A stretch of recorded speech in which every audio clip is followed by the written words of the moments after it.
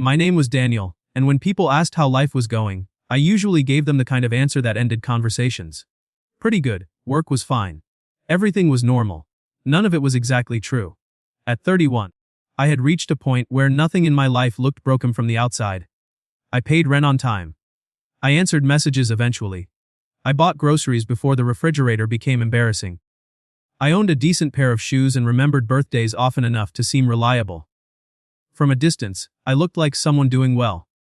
Up close I looked like someone who had forgotten how to want things. A year earlier, I had left a job that sounded impressive when other people talked about it, and exhausting when I talked about it honestly.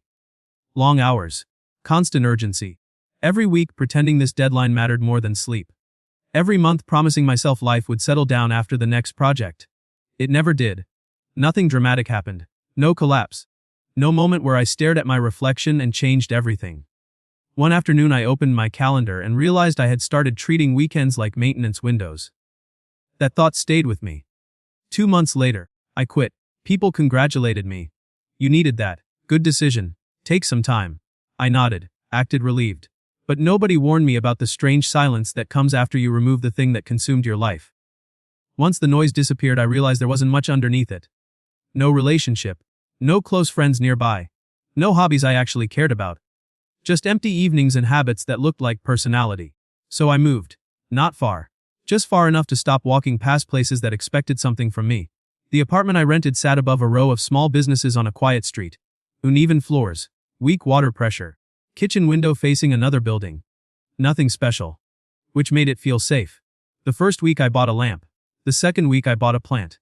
The third week I started convincing myself routine counted as healing. Every evening, I walked. Same route. Down the side street. Past the tailor. Past the pharmacy. Past the bakery with warm yellow lights and windows that always fogged near closing time. That was where I started seeing her.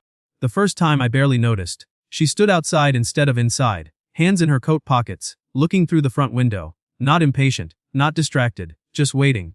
I walked past, forgot about it. The second time, I noticed enough to remember. Third time I started expecting her. She wasn't there every day, but often enough. Always around the same time. Always near the same spot. Always looking like someone who had arrived early. I never saw who she was meeting. That didn't stop me from deciding she was meeting someone. People do that. We create explanations so we don't have to stay curious. Maybe a boyfriend. Maybe someone from work. Maybe she liked arriving early. Maybe somebody always made her wait. Whatever the reason, it felt private. So I never looked too long. After a while she became part of the route. Like the bakery lights. Like the old man closing his shop at 7. Like the teenager who always rode past too fast. One evening I stopped to buy bread. She held the door open. I thanked her. She smiled once and said, "Careful. It's hotter than it looks." That was it. Nothing happened. But later that night I realized I remembered her voice. Not because it was unusual. Because it sounded comfortable. Like she never rushed words. The next week I went in again. She was already there. This time she stepped aside while I ordered. When I reached for sugar packets she looked at me and asked, "You always get the same thing?" I looked around before realizing she meant me. Apparently. She nodded. That's either stability or surrender. Then she picked up her tea and left. I stood there holding coffee and thinking about that sentence much longer than I should have. After that, small things started happening. Nothing impressive, nothing cinematic. Just details. She remembered I preferred bread without seeds. She noticed when I stopped bringing a jacket. Once she pointed at the dark circles under my eyes and asked, "Bad sleep or bad decisions?" I said, "Combination package." She laughed. Not loudly. Just enough. I still never asked her name. Which sounds strange now. But the conversations felt temporary in a way that didn't require introductions. Like talking to someone on a train. You assume the moment belongs to itself, and besides I thought she was waiting for someone else. That assumption made everything easier. Easier to enjoy. Easier not to think. Then it rained. Not dramatic movie rain. Just sudden rain that arrived without warning and made everyone speed up. I stepped under the bakery awning. She was already there, holding a paper bag, looking out at the sidewalk. I nodded. She nodded back. We stood there listening to rain hit the street. Then I said, "Looks like we're stuck." She smiled faintly. "I think I'm early again." I glanced around. No one. No car. No movement. I nodded like I understood. Hopefully they're not too late. Her eyes shifted toward me. Just for a second. Then away. She smiled. Yeah. Rain slowed. I said goodbye. Started walking. Halfway home I wondered why she had sounded disappointed. The next evening she was there again, alone. Then again, alone. I noticed before I admitted I was noticing. Days passed. The weather cooled. I started timing my walks differently without admitting why. One evening I reached the bakery close to closing time. She stood by the counter reaching for napkins at the exact moment I did. We both stopped. She looked at me, then laughed quietly. We keep meeting in strangely boring situations. I smiled. That's probably a good sign. She handed me a napkin, or proof we both have predictable habits. There was an empty table by the window. She looked at it. Then back at me. You walk here every evening, I blinked. Usually. She nodded once. I thought so. That caught me off guard. Not what she said. How casually she said it. Like she had noticed the same routine I thought nobody noticed. I sat because standing suddenly felt awkward. She sat too. For the first time conversation stretched. Nothing dramatic. Apartment complaints. Expensive fruit. Cold weather. The unfair truth that tea somehow tasted better when someone else made it. She talked easily. I talked more than usual. At one point she asked what I did. I explained the old job. The burnout, leaving. She listened without interrupting. Then asked, do you miss it? I started answering automatically. No, she nodded. But she kept looking at me, not challenging, just waiting. I looked down. Then said, I think I miss having somewhere to be. She didn't answer immediately. Outside, people passed the window carrying bags and umbrellas. Inside, the bakery had started stacking chairs. She wrapped both hands around her cup. Then said quietly, that's different. I looked at her. She smiled. Not sad. Not knowing. Just understanding enough to make me uncomfortable. We sat there another few minutes. No pressure, no performance. Just warm lights, quiet noise, and a strange feeling I couldn't name. Eventually I stood. She looked at the empty chair across from her. Then looked back at me. Are you headed home? She paused. Or do you have time for tea? I should have thought about it. Instead I said yes. That first cup of tea should have felt unusual. Instead, it felt like something I had forgotten to do for a long time. She moved her cup closer to the center of the table and asked if I wanted sugar. I said no. She nodded once and said, good. I already judged you for ordering plain bread. I laughed harder than the joke deserved. Not because it was especially funny. Because it felt easy. The bakery owner wiped counters nearby. Chairs disappeared one by one. The room slowly became quieter, but neither of us moved. Her name was Claire. She told me only after 20 minutes, almost as an afterthought. I told her mine. She repeated it once and said, that fits. I asked what that meant. She shrugged, no idea. It just does. Normal people probably would have asked better questions. Where are you from? What do you do? Do you live nearby? Instead we talked about things that seemed too small to matter. Which cereal brands were disappointments? How apartment lighting always made fruit look sad, whether leftovers tasted better the next day. The strange comfort of grocery shopping without a list. When we finally left, we ended up walking in the same direction. Not together. Not separately. Just matching pace. At her building she stopped. Lifted her hand. See you around. That phrase should have sounded casual. For some reason it didn't. The next evening I walked my usual route. I told myself I wasn't expecting anything. Then I noticed myself looking through the bakery window before reaching the door. She was there. Already sitting. When she saw me, she lifted her cup slightly. No surprise, no performance. Like she had expected me. I hesitated for half a second. Then walked in. That became the pattern.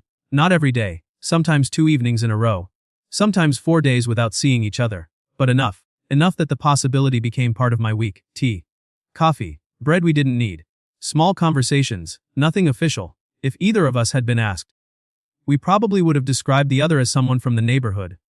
But routines tell the truth faster than people do. I started buying better groceries. I stopped working through dinner. I cleaned my apartment more often. Not because she visited. She never did.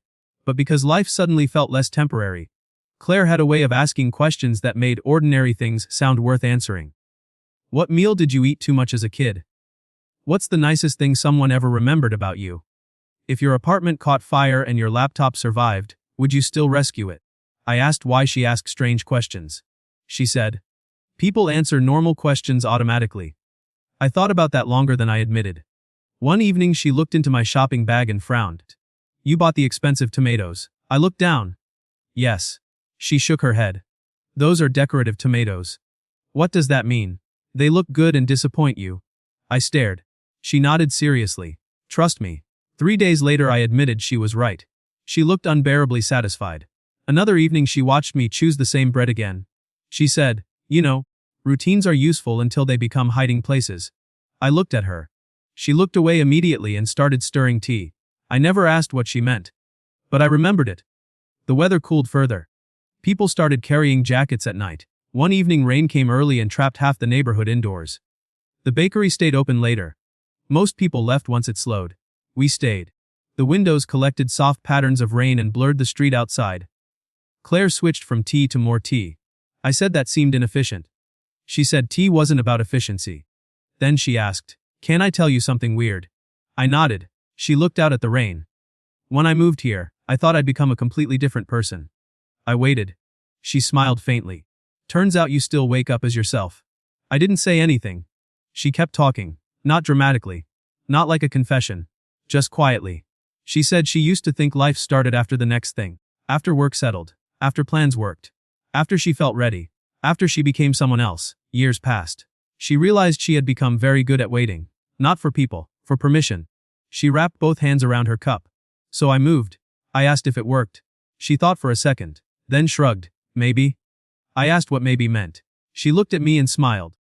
I started sitting in places instead of rushing through them. Something about that answer stayed with me. Because I understood it more than I wanted to. I told her I had spent years waiting too. For work to calm down. For life to feel earned. For some version of myself that always seemed one project away. She listened, then asked, "And now?" I looked around. Warm lights, rain, empty tables, steam rising from cups. I said, "I don't know." She nodded. Like that was a respectable answer. After that night something changed. Not dramatically, nothing anyone else would notice. But silence stopped feeling like space that needed filling. Sometimes we sat for minutes without talking. She watched people outside, I watched rain. One evening she brought 2 pastries and slid one toward me without explanation. Another time she handed me half her sandwich because she said I looked distracted. Once we walked 6 blocks arguing about whether soup counted as cooking. She said yes. I said no. Neither of us changed position. I started noticing things. The way she watched people when they talk. The way she folded paper wrappers into straight lines. The way she looked at me directly during questions and immediately looked away during compliments. And I noticed something else. She almost never talked about other people. No stories about dates. No boyfriend. No ex she hated. No friend group. Nothing. At first I thought she was private. Then I remembered. I had never actually seen her waiting for anyone. Only standing there. Only being there. The thought arrived quietly. Then embarrassed me. So I ignored it. One night we left together. Cold air. Empty sidewalks. At the corner she stopped. Looked at me. Then asked, "Can I ask something?" "Sure." She adjusted her sleeve. Then said, "When you first saw me outside the bakery." I nodded. She smiled slightly. "What did you think I was doing?" I laughed. She waited. I said, "I thought you were waiting for somebody." She looked at me for a moment. Long enough that I expected her to confirm it. Instead she smiled. Looked ahead. And said, "That's interesting." Then she said good night. I stood there longer than necessary. I told myself that meant nothing. People missed evenings. People had errands and headaches and unexpected calls. Still, I walked slower on the way home. The bakery looked smaller without her sitting near the window. The chair stayed empty. I bought bread I didn't want. The owner asked if I wanted my usual tea. I said no. At home I turned on a lamp and left the television running without watching it. I caught myself thinking I should tell Claire about something ridiculous I had seen on the street. Then remembered I didn't have her number. That realization felt strangely large. Not because I thought something was wrong. Because I realized how quietly she had become part of the shape of my evenings. I stood by my kitchen window. Looked into another building. And wondered when exactly familiarity had started feeling important. I told myself I'd see her soon, and immediately wondered why that mattered so much to me yet. The next evening she wasn't there. The next evening she wasn't there. I noticed immediately. Not because I expected her. That's what I told myself. I noticed the way you notice when a streetlight goes out. Nothing dramatic changes. The road still exists, you can still walk home. But something familiar is missing. I slowed near the bakery window, looked inside casually. Empty table. Someone else sitting there. I kept walking. By the time I reached my apartment, I had already explained it. Busy. Different schedule. Normal life. The day after that she wasn't there either. This time I went inside.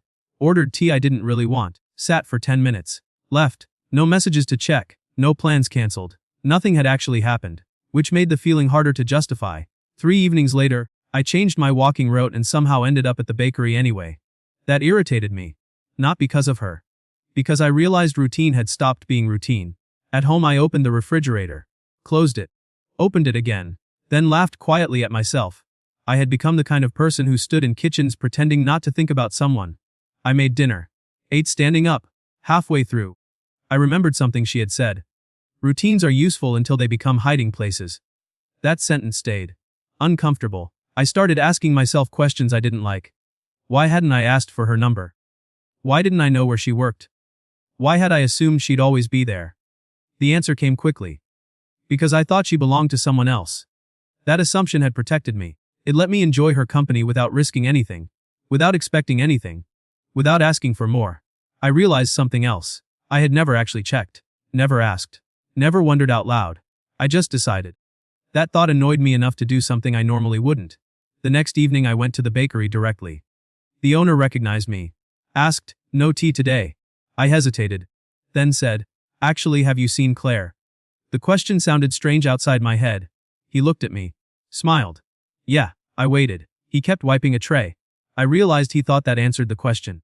I said, "She hasn't been around." He shrugged. "Different times lately." That was all. No concern. No explanation. No tragedy. I nodded, bought bread.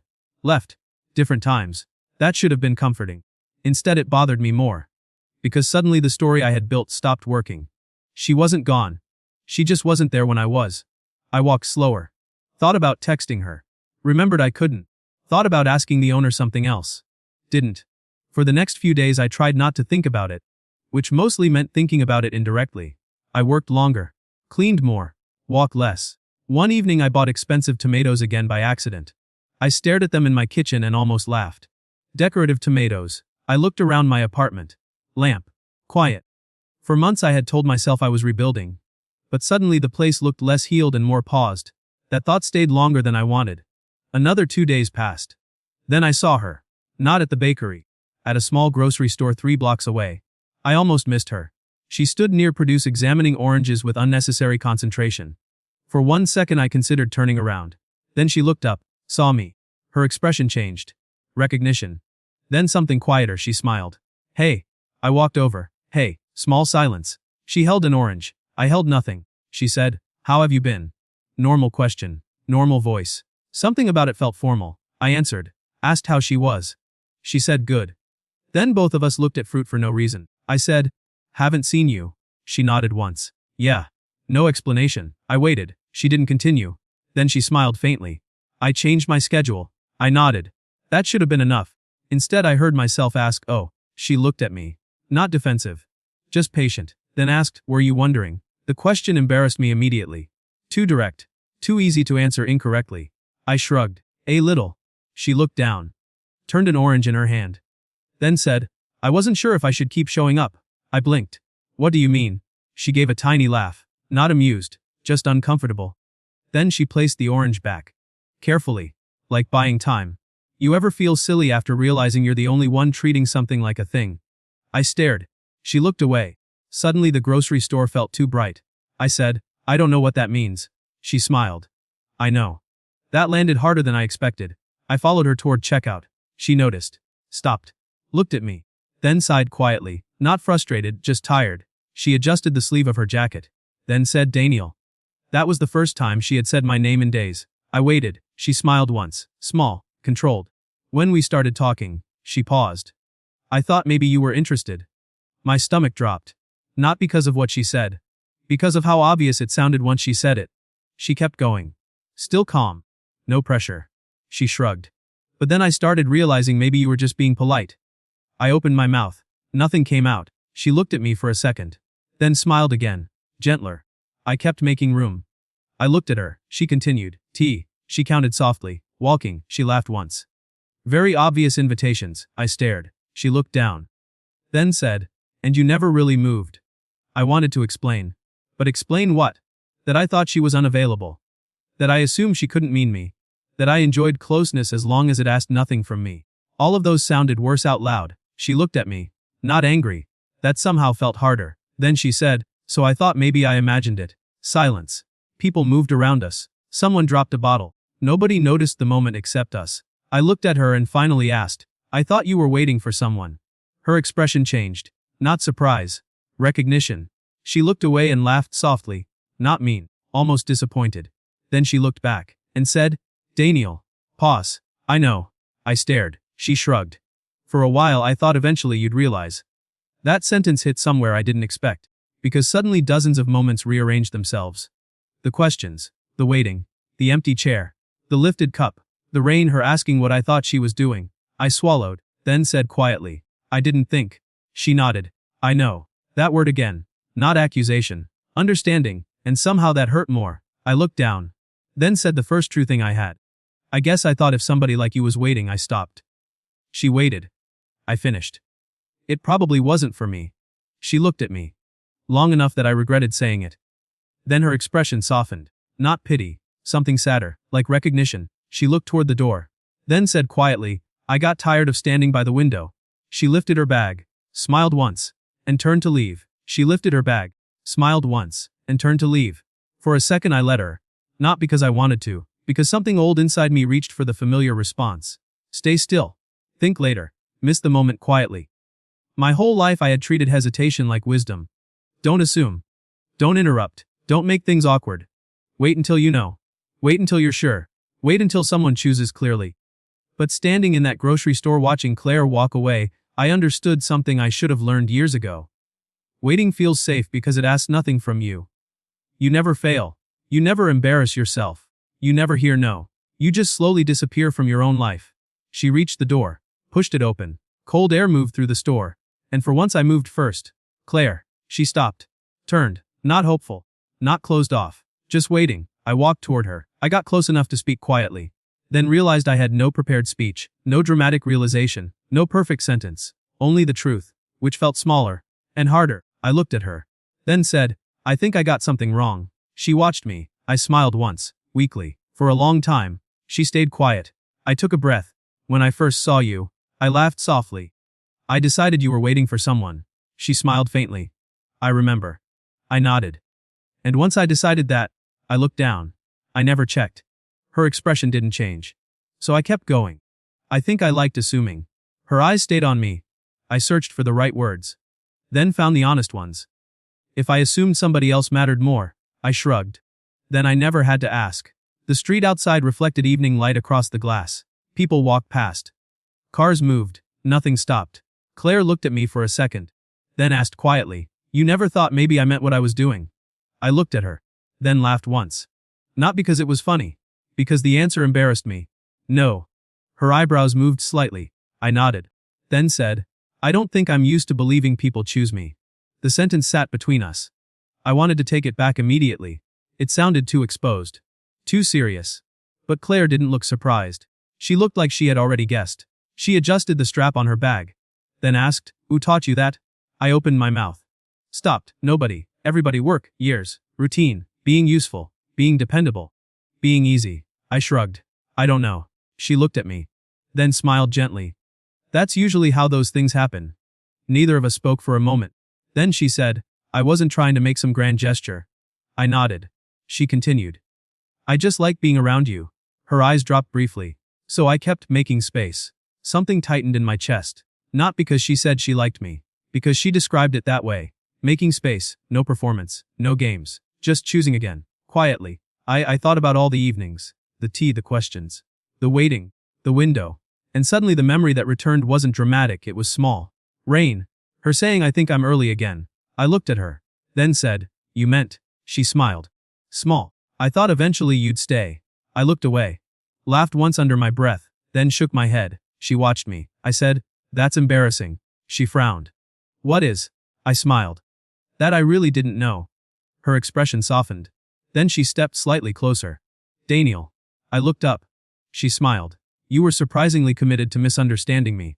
That made me laugh. A real one. She laughed too, and suddenly the tension loosened, not disappeared, just softened. I looked at her. Then said, Can I ask something? She nodded. I took a breath.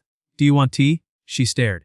Then laughed quietly. Right now. I nodded. She smiled. You finally figured out invitations. I nodded once. She looked at me for another second. Then said, Okay. We walked, not far, back to the bakery.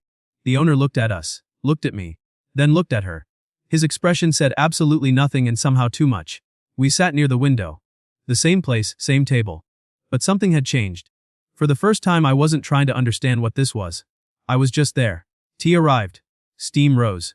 Outside, people moved through evening. Claire looked out the window. Then smiled. I used to sit here and think maybe today. I looked at her. She shrugged. Then I started arriving early. I smiled. Then asked, how early? She looked at me. Pretended to think. Then said, enough that it became embarrassing. I laughed. She smiled. Then looked out the window again. Quiet. After a minute she asked, what changed? I looked at her.